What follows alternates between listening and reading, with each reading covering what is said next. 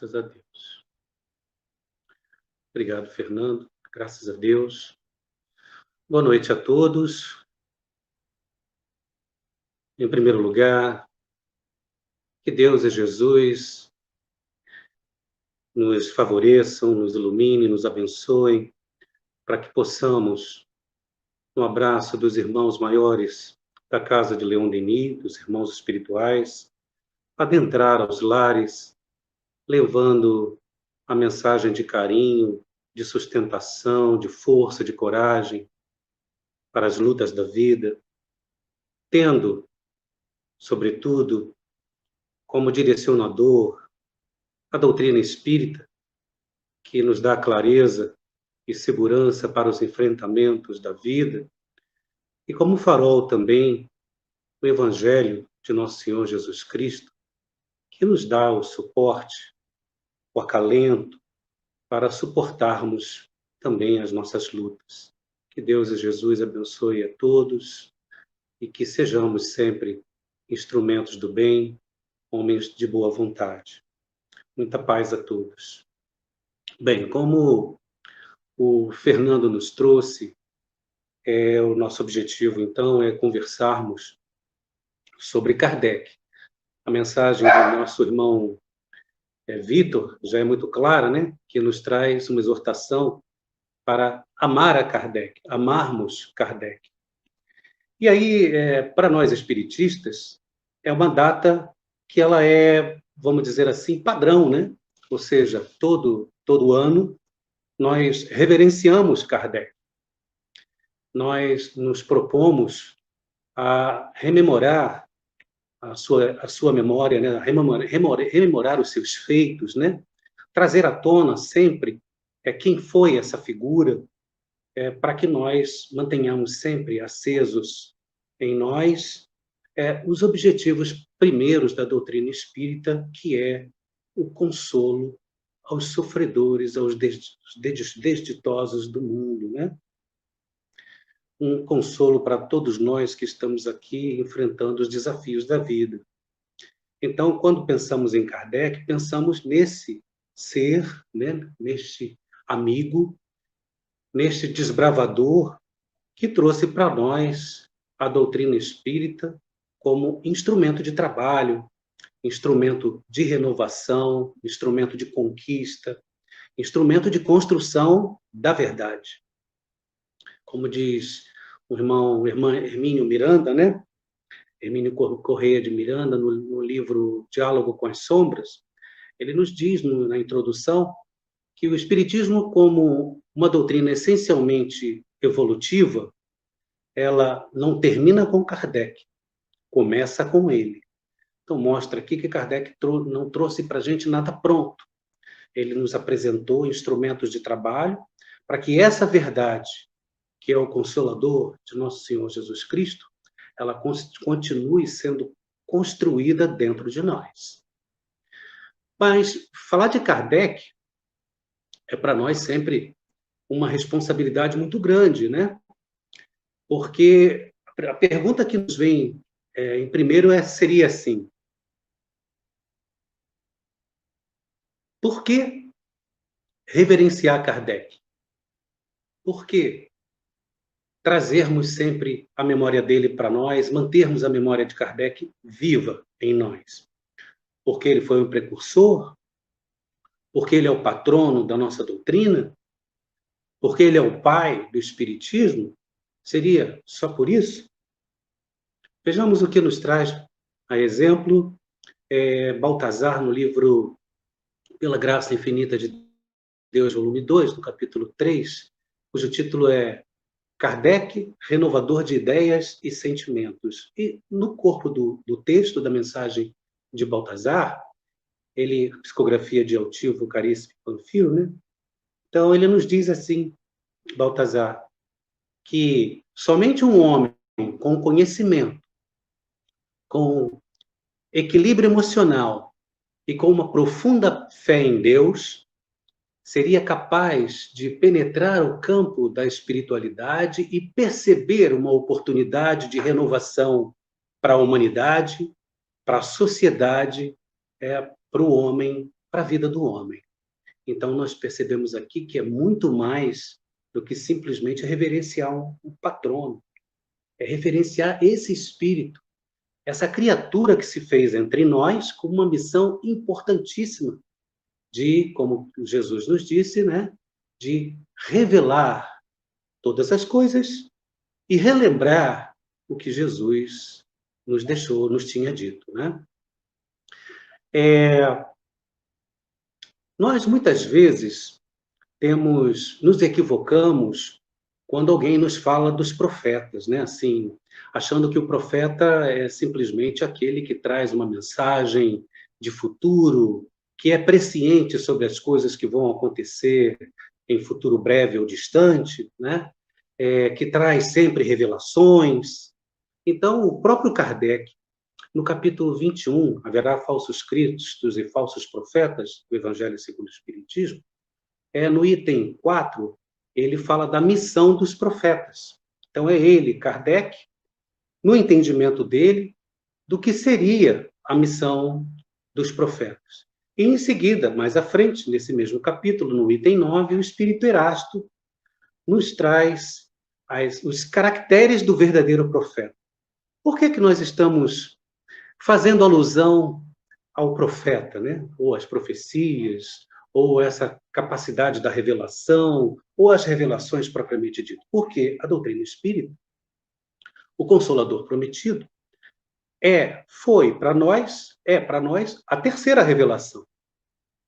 E como revelação, ela se nos fez presentes por intermédio de uma criatura humana, né, que habitou entre nós, como Jesus habitou entre nós, como Moisés habitou entre nós, né?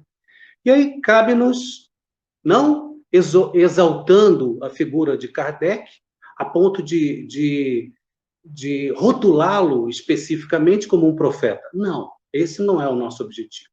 O objetivo é identificar, como o próprio Kardec nos trouxe, e como o Espírito Erasto nos traz neste capítulo, as características, os caracteres de um profeta e a missão dos profetas.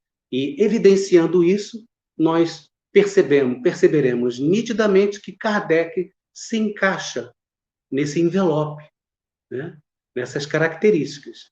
Então, no capítulo 21, no item 4, missão dos profetas, Kardec nos diz que a missão dos profetas é todos os homens, ou seja, o profeta são todos os homens que estão encarnados, né, com a missão de instruir os homens e revelar as coisas ocultas e os mistérios da vida espiritual. Olha só, ele não fez isso? Não nos revelou coisas que no passado, não muito recente, não muito distante, perdão, nos eram ocultas e hoje já não são mais? Ele nos revelou os mistérios da vida espiritual, que à época eram mistérios, e hoje para nós já não são mais? Então, encaixando-se plenamente na própria definição dele, que a missão que ele teve foi exatamente essa. E essa missão do profeta, do Kardec, encaixando-se nesse corpo, nesse rótulo, né? Ela se justifica por quê? Como diz Erasto, o Espírito Erasto, porque são missões muito importantes.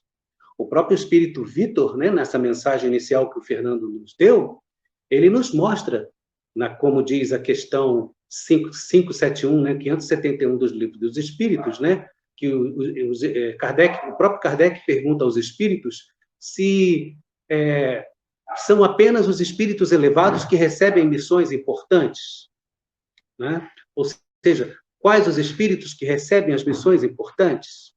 Que o capítulo do Livro dos Espíritos fala das ocupações dos espíritos, as tarefas dos espíritos. E os espíritos respondem: aqueles espíritos que têm capacidade para realizá-las e elevação moral. E aí nós vemos, mais uma vez, né? Ou seja, o próprio Espírito Erasto, que foi codificado por Kardec nesse capítulo, do capítulo 21 do Evangelho segundo o Espiritismo, ele diz que os profetas realizam, porque outros virão ainda, né? Realizam missões importantes são identificados por sua superioridade moral e pela revelação e influência, resultado e influência de suas obras moralizadoras, ou seja, resultado e influência moralizadora de suas obras. E não há dúvida que um dos objetivos das obras kardecianas era de elevar o moral da civilização humana, né? Perdão, elevar a moral, né, da civilização humana.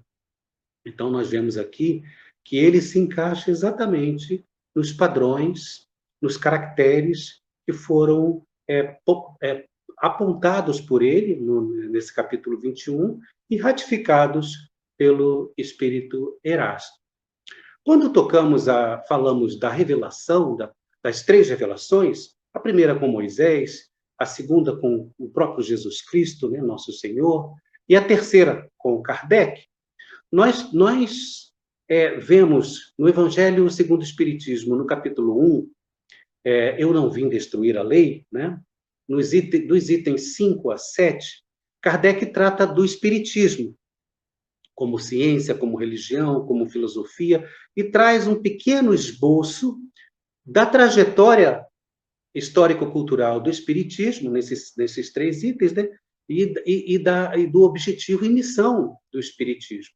E no item 6, ele mostra que as revelações, as três, né? Ou seja, as revelações que nos vieram, revelações espirituais, revelações que vieram pela mediunidade, né? Com Moisés, no Monte Sinai, com Jesus Cristo, né? E também se fez pela mediunidade no Monte Tabor, né? E com Kardec, no intercâmbio com os espíritos, nós vemos que essas revelações foram personificadas.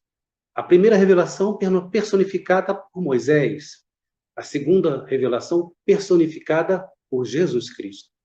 E a terceira revelação, Kardec não quis apontar para ele essa personificação.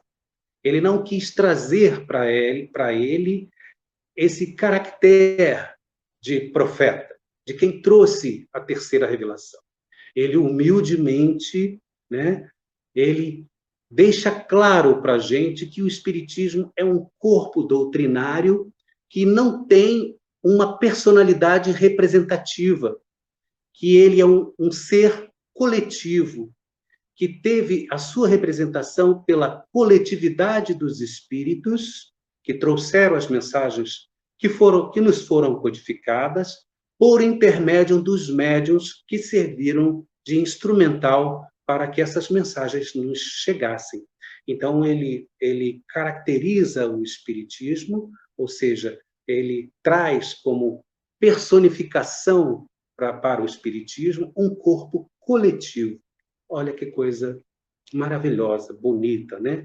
Mostrando para a gente esse entendimento que fomos amparados, que somos amparados, que recebemos as mensagens, as instruções, a codificação no amparo, né, desses irmãos emissários de Jesus, que nos trouxeram e nos trazem sempre ensinamentos, orientações, conselhos, admoestações, né, para que nós possamos seguir a nossa caminhada com esse consolo, com essa segurança, com esse instrumental de trabalho que é a doutrina espírita.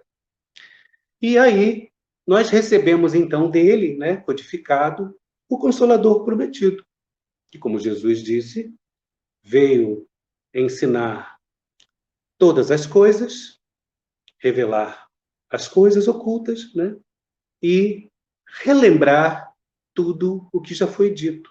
E o objetivo de Kardec, com o Pentateuco kardeciano, os livros que nós vamos falar mais para frente, do legado dele, né, é exatamente fazer renascer, transbordar de novo em nós, com pureza,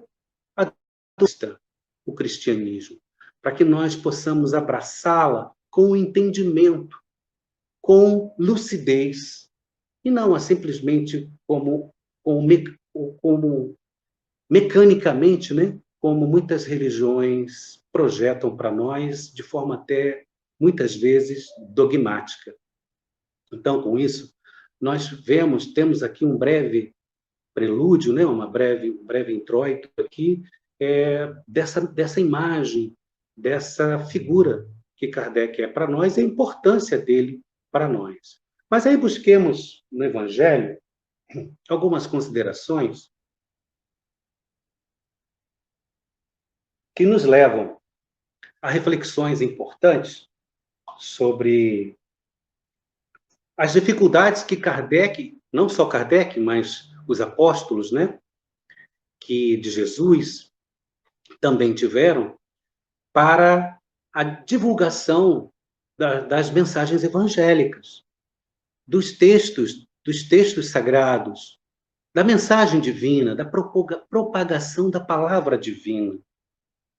Kardec trouxe o Espiritismo para nós, essa doutrina evolutiva, essa doutrina consoladora, como chave de decodificação dos textos sagrados, dos textos sacros, como consta lá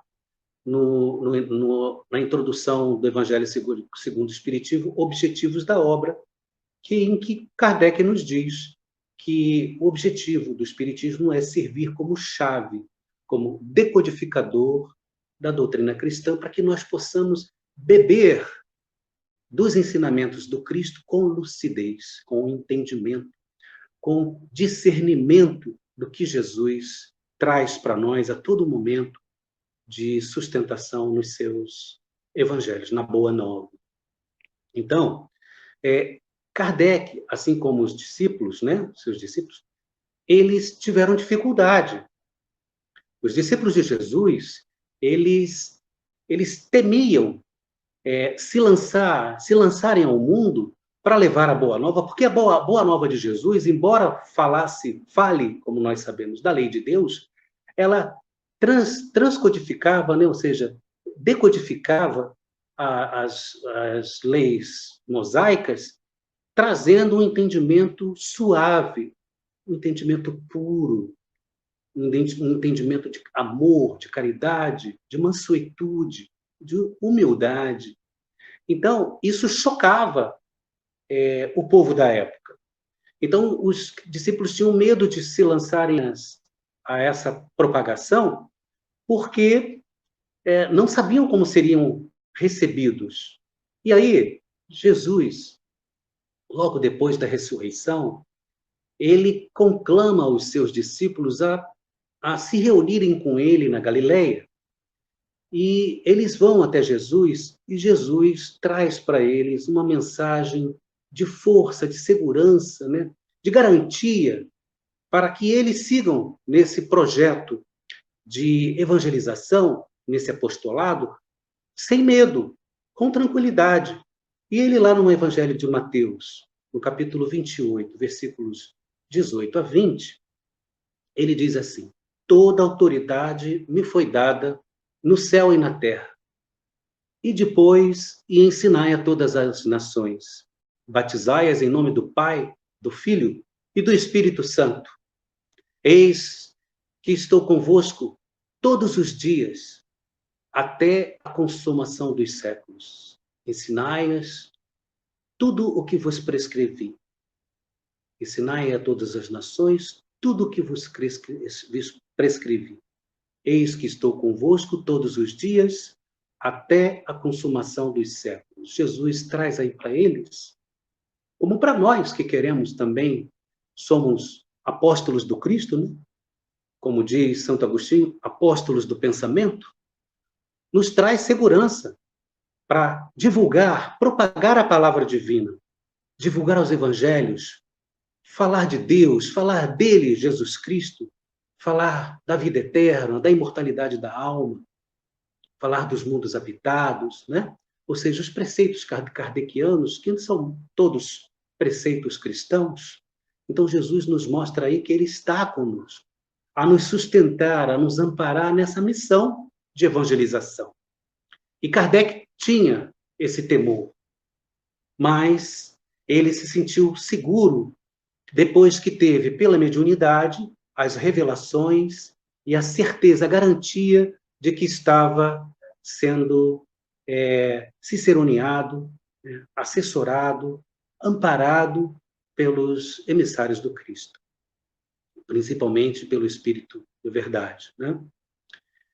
E aí, nós temos também uma passagem que está na carta de Paulo aos Gálatas, no capítulo 1, versículos 11 e 12, que também traz essa garantia de Jesus presente junto a nós quando nos propomos a evangelizar.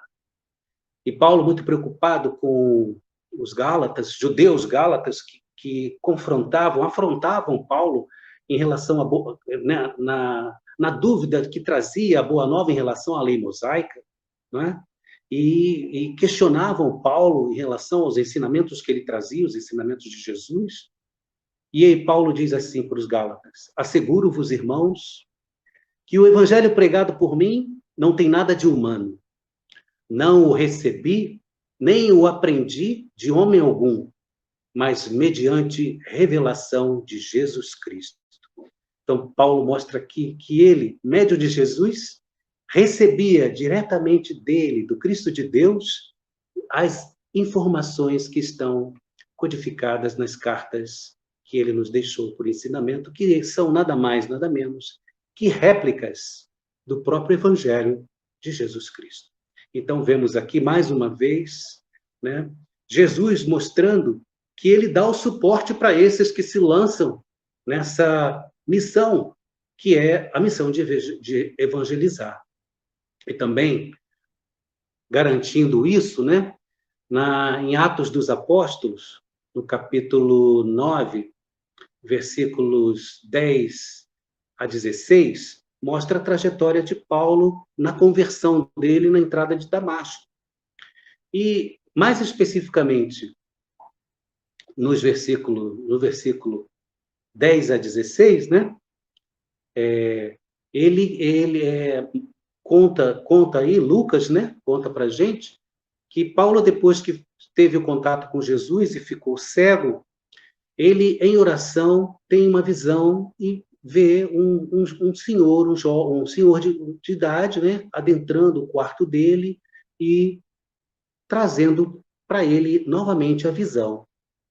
E também, no mesmo momento, Ananias, que vivia em Damasco, cristão, ele, num sono, durante o sono, numa visão, ele encontra Jesus e Jesus diz para ele: Ananias, vá à rua direita na casa de um homem chamado Judas e atenda, cure um homem de Tarso chamado Saulo. E aí Ananias se assusta e diz: mas, Senhor, esse é aquele que está perseguindo os cristãos. Como posso eu entrar lá? Não sei o que ele vai fazer comigo. Aí ele diz: vá, este homem é para mim um instrumento escolhido, que levará o meu nome diante das nações, dos reis e do povo de Israel.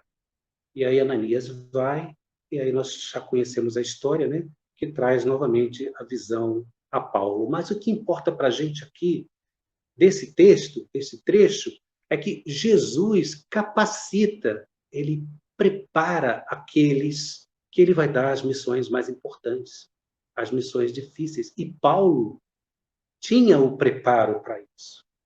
Veio preparado para isso. Passou pelas dificuldades dele, pelos equívocos dele, mas tão logo ele despertou para a luz, ele abraça a causa cristã com toda a sua vida. E em momento nenhum ele abandona. Tanto que no final da vida ele diz: combati o bom combate, terminei a corrida, guardei a minha fé. Agora só me resta a coroa dos justos que o Senhor, o justo juiz, me dará naquele dia. Ou seja, ele tinha certeza que tinha feito o que ele podia fazer de melhor, em nome de Jesus.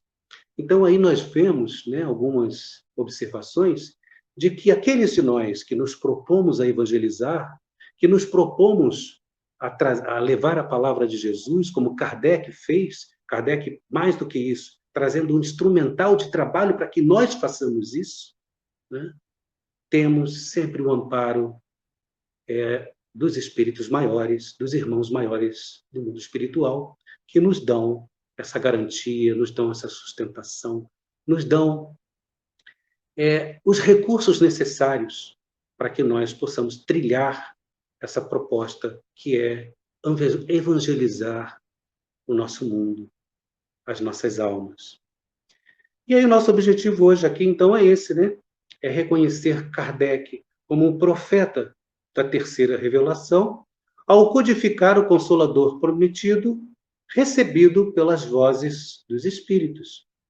E aí nós vemos que temos 3 pontos que a gente pode adotar aí nesses minutos que ainda não são disponíveis, né? Que é falar um pouquinho desse profeta, né? Desse nosso irmão maior aí, que é Kardec, falando um pouquinho da codificação e falando, por último, do legado dele.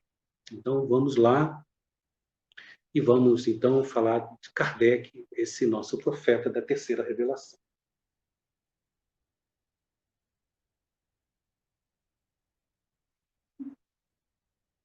Paulo, na primeira carta aos Coríntios, no capítulo 14, versículo 3, tem uma frase interessante sobre o que é o profeta, né? Que ele diz assim: aquele que profetiza fala aos homens para edificá-los, exortá-los e consolá-los. Olha que interessante. Kardec não fez isso? Ele não nos trouxe falas dele e codificadas por ele, reunidas, organizadas, né? Com o objetivo de nos edificar, nos elevar, né? Nos exortar, nos aconselhar, nos manter no rumo certo e consolar, nos dar tranquilidade, segurança, pacificação. Ele fez isso, não temos dúvida disso, né? Mas aí, vejamos o que Kardec enfrentou e como era o mundo quando ele chegou entre nós, quando ele encarnou, não é? Então, o contexto da vida da sociedade daquela época de Kardec era, em termos filosóficos, religiosos, havia de pouco, né, a igreja católica, né, que tinha o domínio das concepções religiosas do mundo, tinha passado por um confronto, que foi o reformismo, a reforma protestante. Então, ela buscava se manter dominando as sociedades do Ocidente. Então, esse era o contexto que Kardec ele iria viver, né, ali em relação às questões religiosas. A Igreja Católica querendo se manter firme, presente, dominadora. E, mais do que isso, existia, à época, a eclosão, existiu naquela época, a eclosão do materialismo. O materialismo tinha surgido há pouco tempo, com o filósofo Gottfried Leibniz, na Alemanha, trouxe o conceito de materialismo, que diz que só se pode comprovar, só se tem certeza do que se pode tocar, do que é material. A matéria é a essência de tudo, né? E terminou a matéria, acabou tudo. Sem matéria é o nada. Então é o que o materialismo pregava. E o amor pelas coisas, pela posse, pelo dinheiro, né? Então essa era a visão da época de existência, de mundo, né? Era um mundo muito agressivo em relação às propriedades, às conquistas, ao ter. Kardec estava nesse ambiente. E, concomitante a essa ideia do materialismo, nós tínhamos o positivismo, que era a ciência que dominava a veia científica da época e ainda domina até hoje, porque o positivismo é a filosofia que diz que só se tem uma verdade quando ela se pode comprovar experimentalmente. Se podemos comprovar experimentalmente com realizações práticas, teóricas, práticas e físicas, que eu posso tocar experimentalmente, então eu tenho uma verdade. Então, esse é o positivismo. Só é positivo o que eu posso ver, tocar e comprovar. Então, as leis positivas da ciência primam, por isso, até hoje, o positivismo ele ele se mantém firme nas veias científicas na nossa sociedade. E Kardec era positivista, porque ele vem da escola de Pestalozzi. Pestalozzi ele era positivista, né? O positivismo se originou da escola iluminista, né, que culminou na Revolução Francesa, liberdade, igualdade, fraternidade, né, com Rousseau, Voltaire, Montesquieu, e outros, John Locke, Spinoza e outros filósofos da época que trouxeram grandes ganhos, grandes conquistas intelectuais, né, para a sociedade humana. Então, Kardec ele tinha essa veia científica, essa veia do positivismo, do iluminismo. E aí ele nasceu em Lyon, na França, em 3 de outubro de 1804, por isso a gente já começa a comemorar e exaltar Kardec, né, agora, né, essa semana e as outras, a outra que vem pela frente, e desencarnou em 31 de março de 1869. Ele era filho de uma família abastada, o pai dele era juiz, Jean-Baptiste Antoine Rivail, né? Kardec, o nome dele é Hippolyte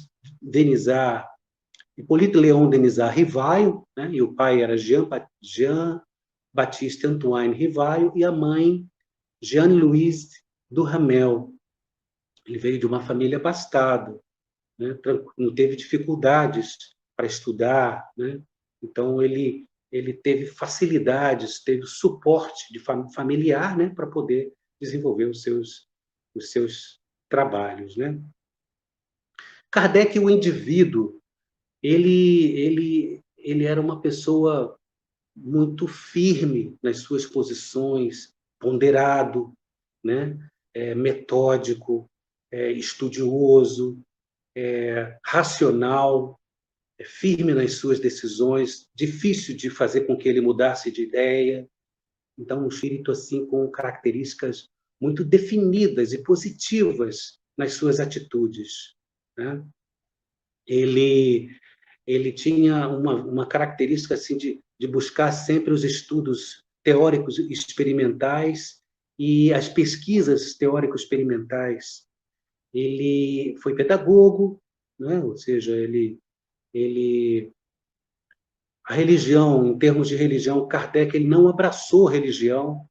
Nós temos aí essa questão importante, né? Porque os pais eram católicos, ele foi educado no Instituto de Pestalozzi, que era uma veia protestante, né? Com influências protestantes, e não abraçou nenhuma religião. Ele se dizia um livre pensador e analista, né? Porque ele não abraçava os dogmas. Nada que direcionasse para uma fé cega, ele não abraçava, né? Interessante em relação a outras questões é que os registros que se tem, né? Nós, espiritistas, temos o hábito de buscar quem foi quem, né? Por exemplo, quem Kardec foi em outras encarnações? Quem foi Kardec? Kardec reencarnou aonde? Onde ele encarnou primeiro? Né? Então, nós temos muitos registros sobre isso, né? Temos registros de que Kardec que tenha sido um sacerdote no Egito em 3.300 a.C., na corte do faraó Sete I, de que ele foi um espírito que encarnou aqui na Terra proveniente da constelação de Órion, de um dos planetas da constelação de Órion, né? Isto está registrado no livro Narrações do Infinito, de Camille Flammarion, em que um espírito Lumens, durante uma conversa com outro, Quarens, né? Ele fala que Kardec teria sido um amigo dele, de nome Sencardo, que estaria encarnado na Terra como Kardec, né? Desenvolvendo o trabalho da codificação. Isso em 531 a.C. Depois teria sido Platão, em 427 a 327 a.C., né? Um registro do espírito Zéfiro, que foi um dos mentores de Kardec. Nas anotações de Kardec, ele retrata que ele teria sido Platão também. se não me engano, e tem também o registro de que ele teria sido um centurião romano, Quirilius Cornélius, que queria facilitar a fuga de Jesus quando Jesus estava preso, isso nos anos 37, né, da era cristã, e Jesus não aceita isso, e esse Quirilius Cornélius, ele, que era Kardec, ele mais à frente também é chamado de João o Eremita, na cidade, próximo da cidade de Herculano, né? Também está no livro Herculano, um livro do espírito John Wilmot Rochester, psicografia de Vera Krasnovsky, uma russa, né? Que trouxe essas mensagens, mostrando que Quirilius Cornélius foi Kardec, né? E ele também teria sido, como diz Zéfiro, esse mentor dele, mais à frente a gente vai falar dele, do espírito Zéfiro, ele teria sido Allan Kardec, em 58 a 44 da era cristã, né? Perdão, antes de Cristo, né? Teria sido Allan Kardec, do ano 58 a 44 da era cristã, na época da invasão do Império Romano às Gálias. As Gálias são o que hoje para nós é França, Alemanha, Itália e Bélgica, né? Essa região toda era habitada pelos celtas e os druidas, que eram sacerdotes celtas, e dentre eles Kardec era um druida, um desses sacerdotes que teria vivido essa época junto com esse espírito Zéfiro, que teria sido contemporâneo dele, né? Ele teria sido Jan Hus, um filósofo reformista, né? Protestante, que viveu entre os anos de 1369 e 1415, né? Discípulo de John Wycliffe, foi morto numa fogueira na época da Inquisição, né? Na época da Inquisição, por questionar alguns preceitos da Igreja Católica, né? E foi queimado vivo na fogueira como herege. E Kardec teria sido Jan Hus, de uma psicografia de Hermance Dufour, que ele próprio, Kardec, recebeu logo após a publicação de O Livro dos Espíritos, em 1857. Né? E também há registros, para quem gostar dessas pesquisas, tem o livro recente lançado em 2019, né, do médium Carlos Bacelli, que faz um estudo comparativo da vida e obra de Kardec e Chico, apontando que há convergências, apontando pela vida e obra de Kardec e Chico, que Chico seria Kardec, que teria reencarnado como Kardec, dando continuidade aos objetivos dele da codificação, né? De continuar as obras, de continuar trazendo as revelações. Então, essas são especulações, né? São estudos, algumas coisas constatadas, outras não, mas quem tiver curiosidade, é só entrar na internet, que tem bastante coisa para nós curiosos, né?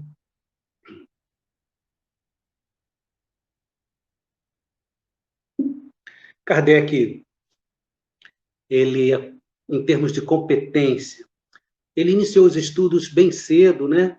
E em Lyon ainda, depois ele deu continuidade a esses estudos no Instituto Yverdun, na Suíça, com Pestalozzi, tendo aí a influência do positivismo, né? Dessa veia científica, e também a influência para migrar para a carreira de pedagogo.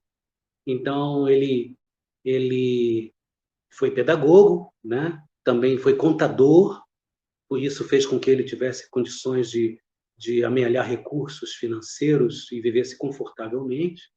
Ele casou com Amélie Gabrielle Baudet, uma pedagoga também, uma professora, artista, pintora, né, com várias qualidades, que deu muito suporte a ele durante esse trabalho da codificação. Né? Ele também estudava o magnetismo, era um magnetizador, gostava de participar das experiências com o magnetismo. Ele, por isso, era muito perspicaz, observava bastante, questionava essas experiências, né? E era um orador muito fluente, né? Tinha uma capacidade muito boa de fala, né? Tinha uma voz com grande projeção, né? E falava vários idiomas, falava inglês, alemão, italiano, espanhol, holandês fluentemente. Ele ajudou muito na reforma de educação da França e da Alemanha, com o método Pestalozzi, ensinava gratuitamente química, física, anatomia, astronomia, ou seja, Kardec, além de ser eclético, era um intelectual, né? E aí nós tivemos uma breve tintura, né? Uma breve tintura do que seria Kardec, o indivíduo. E a codificação, como se deu? Então, nós temos aqui a fala de Jesus, né? No Evangelho de João 14, 26, que ele diz lá, né? Mas o Consolador, o Espírito Santo, que meu Pai enviará em meu nome, vos ensinará todas as coisas e vos recordará tudo o que eu vos tenho dito. Então, Kardec teve essa missão de dar continuidade aos estudos do cristianismo, fazendo com que as mensagens de Jesus ficassem mais claras para nós, inteligíveis para nós, né? E nos trouxesse, né? Descortinasse para nós alguns mistérios que se fizeram mistérios e até sobrenaturais à época de Jesus. Com Kardec, o sobrenatural, para nós, se encaixou ou se encaixa nas leis naturais. E aí, falando da codificação, nós vemos a missão de Kardec. Então, o Espírito de Verdade, quando Kardec começa a interagir, né, com as mesas girantes, tal, que a gente já vai falar também, o Espírito de Verdade mostra que Kardec teria como missão, né, codificar uma doutrina filosófica, religiosa e científica, e muito mais do que isso, abalar e transformar a humanidade. Fala do Espírito de Verdade para ele. Abalar e transformar a humanidade. Essa era a missão de Kardec. Sacudir as nossas almas. Ele fez isso com muito critério, né? E com muito método, com muita disciplina, com muita ordem, né? Com muita perspicácia. Kardec, ele foi cético no início, quando foi convidado para participar das experiências com as mesas girantes, que aconteceram a partir de 1848, com a explosão da mediunidade das irmãs Fox, né, em Hydesville, nos Estados Unidos, na cidadezinha lá de Hydesville, né? Então, a partir daí, em 1948, explodiu na Europa, era como televisão para a gente hoje, eles se reuniam nos salões para fazer as experiências de mesas girantes, né, das experiências de ilusionismo e outras mais, né? E Kardec foi convidado nessa época, em 1854, pelos amigos, né, o senhor Fortier, o senhor Partier, amigos dele. Quem quer observar melhor, tem o filme, né, Kardec, Netflix, YouTube, né? Então, mostra esses contatos primeiros com as mesas girantes, em que Kardec, ele é cético, ele não aceita, eles falam para ele, não, mas as mesas se comunicam, elas falam, tem algo por trás disso, né? São os espíritos essas almas dos homens que já viveram aqui. Aí Kardec fala assim, eu só acredito se as mesas tiverem cérebro para pensar, nervos para sentir e puderem ser magnetizadas e serem sonâmbulas. Se isso não acontecer, para mim é conto para dormir. Então ele era cético, ele não aceitava, em hipótese alguma, nada que não pudesse ser comprovado cientificamente. E aí ele passa a ser convidado a participar, né? Vai com a família Baudin, uma família que ele conhece numa dessas sessões das mesas girantes, ele passa a frequentar a casa da família Baudin, né? E antes ele participa de uma reunião com uma médium, a senhora Roger, e o senhor Carlotti, né? Então ele é convidado a participar, e tanto esse senhor Carlotti como essa senhora Roger eram muito honestos, muito idôneos, muito honrados, dignos, os dois, né? Então, nessa experiência, ele interage com os espíritos, conversa, se comunica, e aí ele fala assim, diante da honradez da médium e da dignidade do magnetizador, eu fui impulsionado à conversão para o espiritualismo. Acabo de dar um passo em direção à verdade. E aí ele se converte para a veia espiritista e passa a observar o fenômeno diretamente, com a visão teórico-experimental, né? Buscando por trás do fenômeno uma resposta para aquele fenômeno, buscando por trás das mesas girantes uma teoria, uma lei que pudesse trazer respostas, soluções científicas, né? O espiritismo nasce na veia científica de Kardec. E aí ele se define nesse meio, né? Ele começa a decodificar as batidas das mesas, né, que se comunicam primeiro com batidas, e ele transcodifica isso, e daí já tem as cestinhas com lápis, os médiuns segurando, passa a ter, então, a psicografia, ele tem, então, um amparo de muitos médiuns psicógrafos, né? E aí ele consegue já receber mensagens, e ele começa a perceber que no corpo dessas mensagens há muito de moralidade, ética, e passa a codificar isso, anotar, e aí ele tem ajuda principalmente das médiuns Caroline, Julie, né, Baudin e Ruth Jaffé, que ajudam na elaboração do Livro dos Espíritos, né? E aí Kardec começa a trazer para nós a codificação, né? Ele teve, então, o amparo da família Baudin. A família Baudin, como já foi falado, ele conheceu nessas sessões de mesas girantes. Eles viviam na Ilha da Reunião, uma colônia francesa, né? Próxima a leste da África, próxima a Madagascar, e estavam lá e já realizavam essas sessões com as médiuns, as filhas, né? E a esposa, Clementine, também era médium, psicógrafa, e aí recebiam lá informações, orientações do espírito Zéfiro. E aí Kardec, quando começa a frequentar as sessões na casa dos Baudin, esse Zéfiro se apresenta dizendo que era um dos mentores de Kardec, né? E que havia habitado as Gálias, né? A época que ele tinha sido um druida e que ele era assessor, trabalhava junto com Kardec. Há registros de que esse espírito Zéfiro não era um espírito superior, ele, inclusive, se identifica como inferior ao próprio Kardec.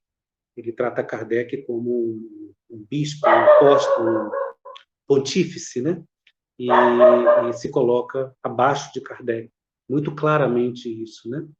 Mas é suporte, é sustentação para Kardec o tempo todo durante a codificação, juntamente com o Espírito Verdade. Ele teve suporte também da esposa, Amélie Gabrielle Baudet, né? E como para a divulgação da doutrina, ele teve a ajuda dos amigos, teve a ajuda da Academia de Arras de Paris, né? Academia de Letras, de Ciências, né? De Arras, e teve ajuda também do Alto de Fé de Barcelona, né? Onde os livros, todo o trabalho dele que foi enviado para Barcelona a pedido de Maurice Lachatre, né? Esses livros foram queimados em praça pública no Alto de Fé de Barcelona como uma cena de inquisição, e isso fez com que se superexcitasse as ideias que Kardec estava trazendo. Ao invés de destruir o espiritismo, como era o objetivo da igreja, né, com esse Alto de Fé de Barcelona, na realidade ele superexcitou as ideias que estavam aflorando à época com a doutrina espírita, com a codificação, né? E aí nós vemos que Kardec nos deixou um legado maior, né, que é o Pentateuco kardeciano, né? E como nós sabemos, como Jesus disse lá em João 14, 27, né, eu vos deixo a paz, eu vos dou a minha paz, não vou lá dou como o mundo a dá. Kardec trouxe para a gente esse instrumental de pacificação, de consolação, que é a doutrina espírita, nos deixando o Consolador prometido, né? Nos trazendo o Consolador prometido, amarrado, né, nesse pacote que nós temos, que chamamos de Pentateuco, que é o Livro dos Espíritos, o Livro dos Médios, em seguida, o Evangelho segundo o Espiritismo e a Gênese, né? Esses livros. Além do mais, Kardec nos deixou a Revista Espírita, nos deixou a Sociedade Parisiense de Estudos Espíritas, né? E nos deixou também como legado os seus discípulos que foram importantíssimos na continuidade do trabalho dele, que foram Camille Flammarion, Leon Denis e o próprio aqui no Brasil, Dr. Bezerra de Menezes, né? Então, teríamos muito mais para falar, né, para exaltar a memória desse nosso amado profeta da terceira revelação, mas o tempo já nos é exíguo, né? Temos que encerrar. E lembremos, então, uma mensagem que ficou escrita, né? Uma frase que ficou escrita no túmulo de Kardec, lá em Paris, está escrita na lápide do túmulo, que diz assim, que ele exalta aí, nessa frase, né? O ciclo das nossas vidas, né? A reencarnação, que nos deixa sempre, cada vez mais, em cada passagem pela Terra, aptos ao progresso, à evolução. E é assim, nascer, morrer, renascer ainda, progredir sem cessar. Tal é a lei. Que Deus e Jesus abençoe e ilumine cada coração que se fez ligado a nós nesses momentos aqui de reflexão, de valorização da memória do nosso codificador. Muita paz a todos, graças a Deus.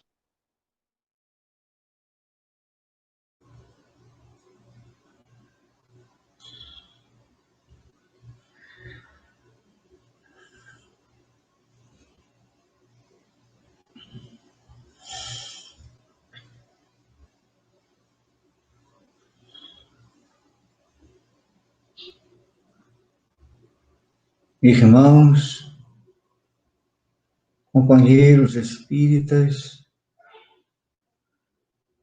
coube a mim trazer-lhes as palavras de hoje de maneira possível, a que reflete o instrumento mediúnico, os meus pensamentos. Sentir a alegria na doutrina espírita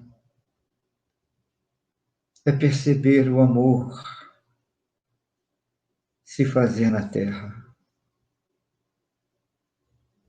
Jesus soube entregar sua vida no exemplo de esperança,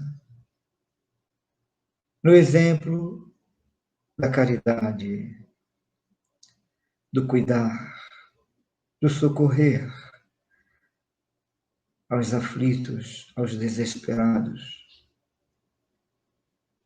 na condição de demonstrar as alegrias espirituais. Caros irmãos, saibamos enxergar o amor do Cristo como o transbordar de luzes para a humanidade. Mas a humanidade só avança quando enxerga essas luzes na realidade das suas próprias experiências.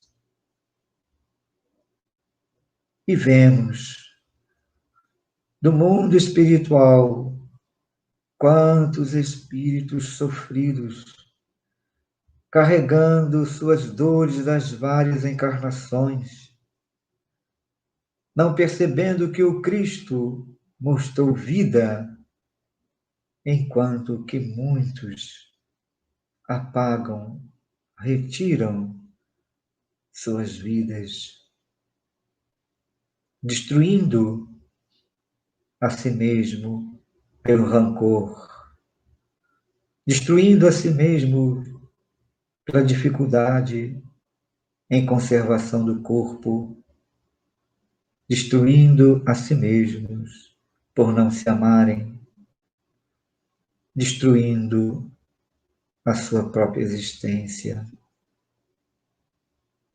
Quantos abandonam a vida por não terem encontrado com a fonte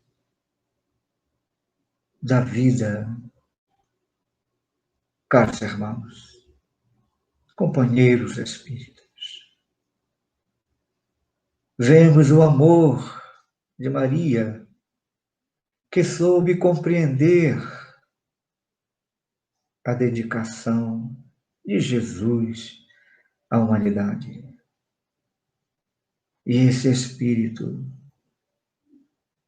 é capaz de amar, socorrendo ao coração de todos aqueles que não souberam entender ao Cristo da vida, do reino dos céus. E Maria abraça a todos que estão em desespero, não compreendendo o caminho e a verdade já oferecida por milênios. Quantos tropeços, tantos espíritos nas existências passam. E agradecer a Allan Kardec pela renovação da sua conduta das várias existências, iluminando a si mesmo, podendo retirar as dores do próprio coração, porque os milênios se passaram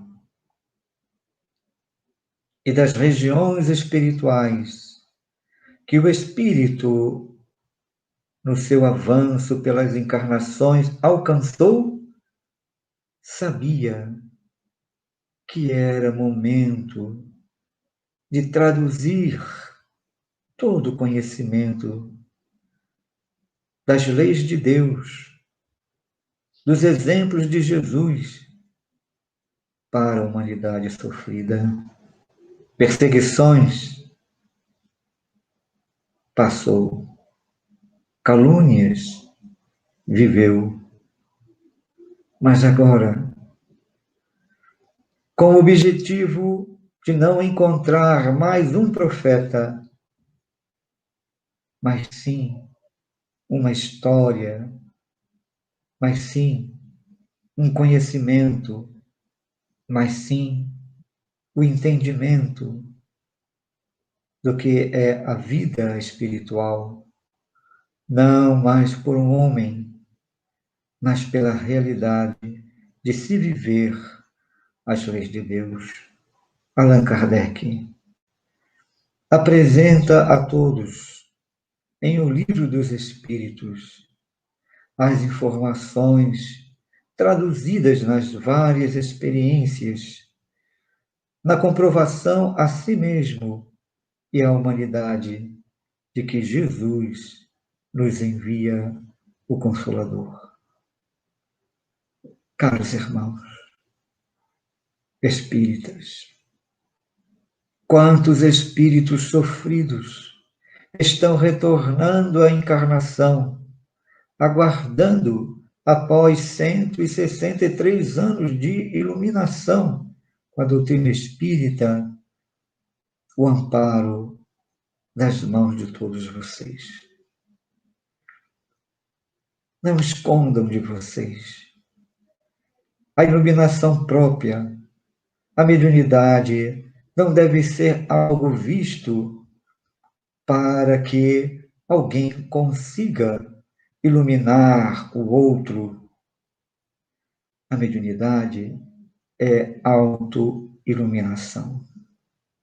E quando se ilumina, os que estão ao redor também recebem a luz do caminho que o Cristo nos mostrou, das esperanças espirituais, da realidade do progresso, da simplicidade e do servir sempre. Caros irmãos, muitos estão sofrendo, deixando a vida passar por entre suas mãos, abandonando as esperanças. E digo a vocês, os espíritos superiores buscam alertar aos corações de todos vocês, para que os trabalhos sejam eles na educação, porque aliviar a dor do corpo traduz-se para a vida espiritual, educar o espírito. Curar as feridas do corpo traduz-se para a vida espiritual, eliminar as marcas dolorosas do passado, da culpa, no socorrer, no demonstrar a cura para o espírito. Caros irmãos, educar, curar, tratar o espírito. A doutrina espírita, pelas mãos de Allan Kardec, apresentou a todos nós a autocura.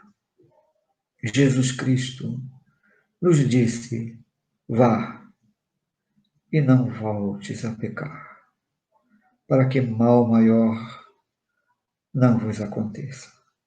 Caros irmãos, trabalhemos na educação das crianças, trabalhemos na orientação dos jovens, trabalhemos na iluminação dos maduros e alertemos ao corpo cansado dos idosos as esperanças espirituais vividas. Allan Kardec, agradecendo o coração de todos nós pelas preces, irradiando ao mundo as esperanças que o Cristo prometeu. Paz, meus irmãos, porque a atmosfera psíquica da Terra receberá e tem recebido almas necessitadas, espíritos necessitados das verdades que o Espiritismo pode oferecer para socorrer aos que não acreditaram no Cristo. Caminhem, meus irmãos, iluminem a si mesmo, para que o mundo esteja iluminado. Da vossa irmã Ivone Pereira.